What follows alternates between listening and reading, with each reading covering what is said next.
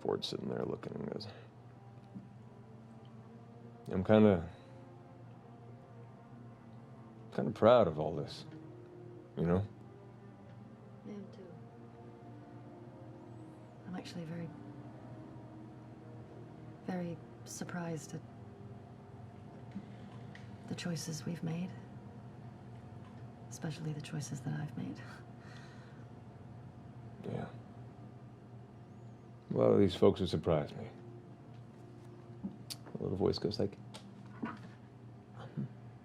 some people are trying to sleep. Sorry, Chester. But I'm awake now, so. Ford goes like, let's take a walk. And so Ford stands up, Jester kind of stands up, and the three of you kind of step away for a minute. And Ford kind of looks up at the stars and goes,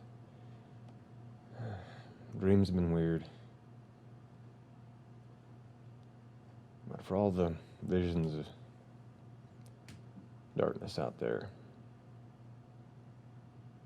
it's good to know that somehow maybe we're all putting a little bit of light in there too. That's a very nice way to put it. Well, who knows? Maybe we'll find ourselves a path somewhere on the coast in the long run. Could show you some of my hometown. Maybe some of yours, but maybe not quite as well put together. Jester kind of interjects at this point and goes, well, if we do go back, I can show you, if it is safe, depending on what my mom says, back at the workplaces where I grew up, the beautiful shorelines, the menage. Have you been to the coast before? I've never been to the coast. Oh, it is so beautiful. It would be incredible. I've seen... And her mouth is not making noise. And you go to talk. And no sound comes out of it either. There's a look of confusion amongst the three of you. I need you to make a wisdom saving throw, Yasha. An 11? In that moment of panic, you go to reach for your weapon, and suddenly your muscles seize up, and your body is unable to move. Your eyes glance back at Ford, who seems to be in the same position. The falchion apparates in his hand, but he's unable to move. Jester's the only one who's like... And she turns to run for the group and impacts the chest of what looks to be a dark humanoid figure who's standing there, who grabs and holds her in place. As four other dark figures emerge from the shadows around and grab and immediately put their arms around you. You try and resist from the spell effect. Make another wisdom saving throw.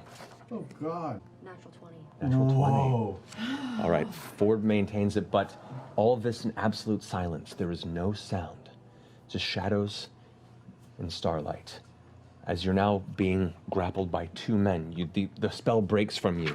However, they're still holding you as you feel a gag pulled over your mouth. For one of them, the other one begins to throw rope around you. You're looking over the side and you can see another gag shoved into Ford's mouth, and it looks like manacles being shoved onto his arms and legs as he's unable to move. Jester tries to break free off the opposite. Now with a natural 7.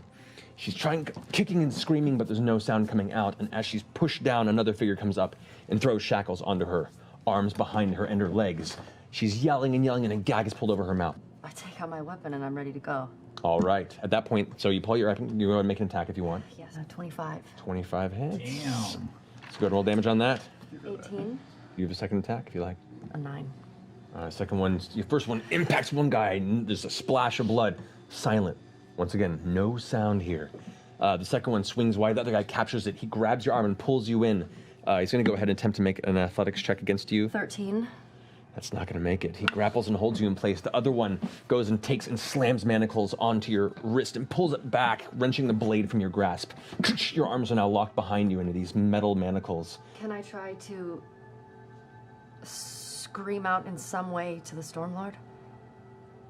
You go ahead and scream. Go ahead and make a straight wisdom check. 3. In that moment, as you try and scream out, your vocal cords strained by the sheer force of your voice, No sound comes out, and looking up in the sky, there isn't a single cloud in sight. Probably for the first time in weeks since you've been in this side of Wild Mountain. It's a clear night. No sign of clouds, no sign of storm. And in that moment, as you're screaming out, the gag gets put into your mouth and tied behind your head. At which point you glance over and you can see Jester being dragged. Now the manacle's affixed to the back of her ankles, and she's just being pulled to the grass, forward a few feet behind her. Still unable to really make out the shapes of these hooded figures that are pulling them through, and you are shoved to the ground. Are my legs still free? Your ankles are about to be manacled. Go ahead and make another athletics check. 25. 25, alrighty. With that, you manage to kick free. They can't quite get a hold on it, and one figure steps forward, shorter than the others, kind of stout looking. He starts saying, and his voice just dissipates as he gets closer. I need you to make another wisdom saving throw. 17. 17, all right. You're still kicking and breaking free. They're gonna go and try and restrain you once more. Roll one more athletics check. 8. No, that's not going to do it. As much as you struggle right now, you're by yourself now. Looks like two figures holding you down, and a third one that is frustrated that you've resisted a spell now a second time.